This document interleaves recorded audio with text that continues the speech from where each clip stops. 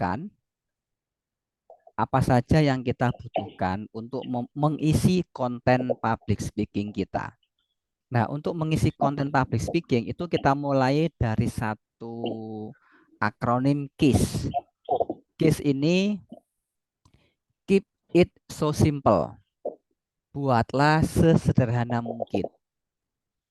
Artinya, ketika teman-teman berbicara sebagai pemateri, MC, moderator, atau apapun, penyiar radio, bahkan online Zoom seperti ini, atau nanti menjadi seorang content creator, maka pastikan apa yang teman-teman sampaikan itu menjadi sesuatu yang sederhana, yang mudah dicerna oleh audiensnya kita. Tidak peduli pendidikan Anda S1, S2, S3, atau Anda orang yang jago bahasa Arab, jago bahasa Inggris, pastikan ketika menyampaikan materi dipahami oleh orang lain. Ada beberapa kisi-kisi bagaimana kita menyampaikan materi itu dengan mudah, yaitu yang pertama dengan menggunakan konsep waktu. Apapun yang Anda sampaikan, gunakan konsep waktu. Dulu, kini, dan nanti. Kita bisa membandingkan zaman dulu seperti apa, sekarang dan nanti ya. Saya contohkan. Saya contohkan adalah gaya hidup.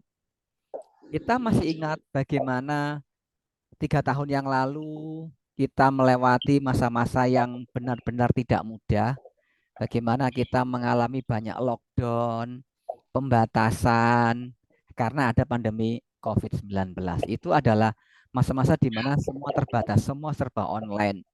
Kita tidak diperbolehkan langsung bertemu tatap muka, jaga jarak, pakai masker, cuci tangan, vaksin. Bahkan beberapa waktu yang lalu ketika sudah bebas dari pandemi pun naik kereta, naik kendaraan umum, kita wajib vaksin minimal booster. Yang pertama dulu vaksin 2 kali, kemudian booster 1 kali, dan sekarang kita dibuka semuanya, COVID sudah tidak ada, semua kembali normal. Kita bisa bebas beraktivitas.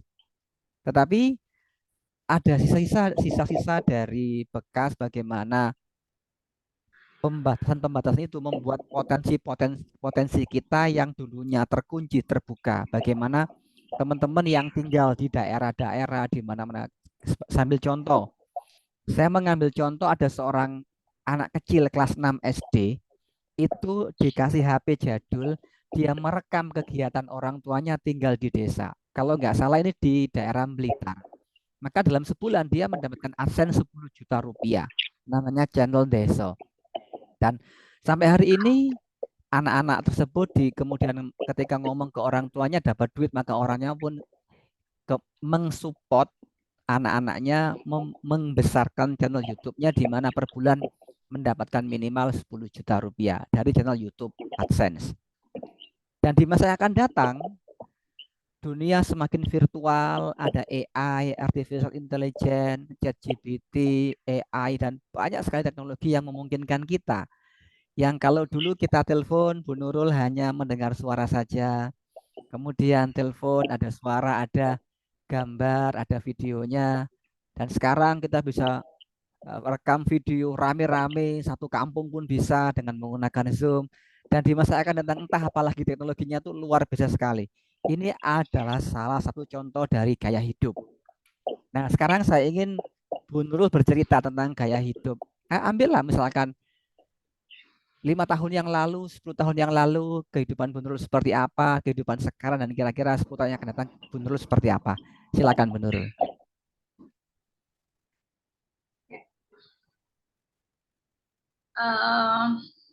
Mulai dari mana ya? Kira-kira 10 tahun yang lalu, seperti apa kehidupan dari Bu Nurul?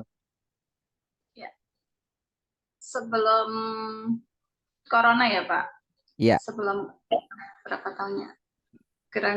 Kira-kira 2 tahun yang lalu kehidupan saya sangat berbeda karena pas waktu itu anak saya itu baru kelas 6, dia memasuki kelas 1, mau masuk kelas 1 SMP ya.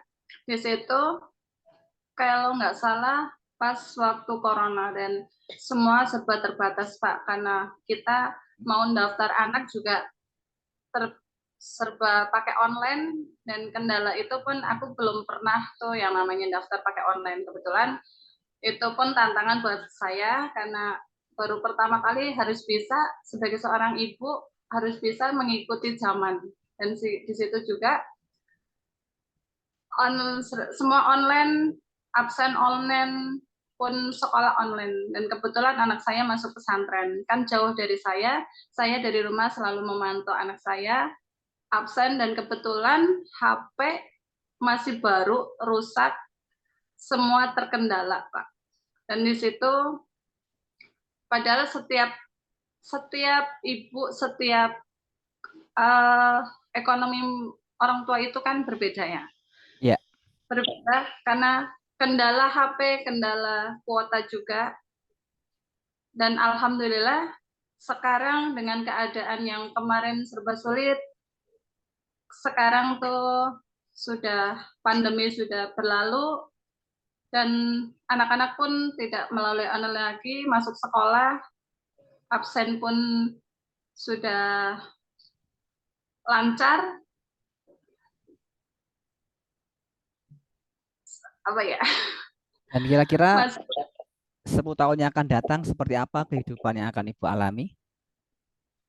kalau harapan saya sebagai seorang ibu, 10 tahun yang akan datang, mudah-mudahan dengan adanya public speaking ini, saya berharap buat diri saya dan keluarga saya dan anak-anak saya bisa mengikuti zaman yang berbeda, bisa lebih maju lagi, bisa mengikuti apa sih ya, teknologi yang canggih gitu. Oke, Mungkin seperti itu. baik, terima kasih Bu Nurul. Nah, kita bisa melakukan presentasi, membuat konten berdasarkan waktu, itu teknik yang pertama. Teknik yang kedua adalah how to, bagaimana cara kerjanya. Nah, tentang how to atau cara kerja ini bisa macam-macam. Bisa cara kerja, petunjuk, produk atau jasa atau sistem. Sebagai contoh seperti ini. Bagi teman-teman yang ingin mengikuti kelas online public speaking saya, kita ada dua pilihan teman-teman. Yang pertama kelas offline, yang kedua kelas online. Untuk kelas offline kita laksanakan di kota Jakarta, Surabaya, Jogja, Semarang, Solo, dan Lampung. Untuk kelas-kelas offline kita laksanakan bareng setiap Sabtu di minggu terakhir setiap bulan. Jam 9 pagi sampai jam 4 sore. Untuk semua member, bagi yang mau receipt, kita berikan free untuk datang dan mengulang. Yang kedua, kita ada program kelas online seperti ini, di mana dulu kita menjadwalkan kelas-kelas online kami itu tiap Selasa malam jam 8 jam setengah 8 sampai setengah 9. Itu kelas sebelumnya. Kemudian setelah puasa, setelah Lebaran kemarin, kelas saya ubah dari yang awalnya Selasa malam kita ubah menjadi Rabu pagi. Dan di setiap Rabu pagi ini jam 9 sampai jam 10 kita bagi menjadi dua sesi. Sesi pertama 30 menit awal adalah teori, sharing materi, dan 30 menit berikutnya adalah sesi tanya jawab. Nah, sekarang saya akan minta kepada Mas Rehan untuk membuat konten public speaking terkait dengan tata cara atau prosedur KKN bagi mahasiswa. Silakan Mas Rehan. Apa saja langkah-langkah untuk KKN? Ya, kalau menurut saya buat KKN yang tahun sekarang ini sebenarnya sih udah ada surat yang buat KKN ini. Tetapi harus mengizinkan dari ketua RT maupun RW-nya, Pak. Dan dibuat proposal sehingga Pak RT dan Pak RW itu bisa terpercaya oleh mahasiswa PTQ gitu, Pak. Ini sekarang tuh lagi dibuat oleh teman-teman rekan-rekan saya sehingga bisa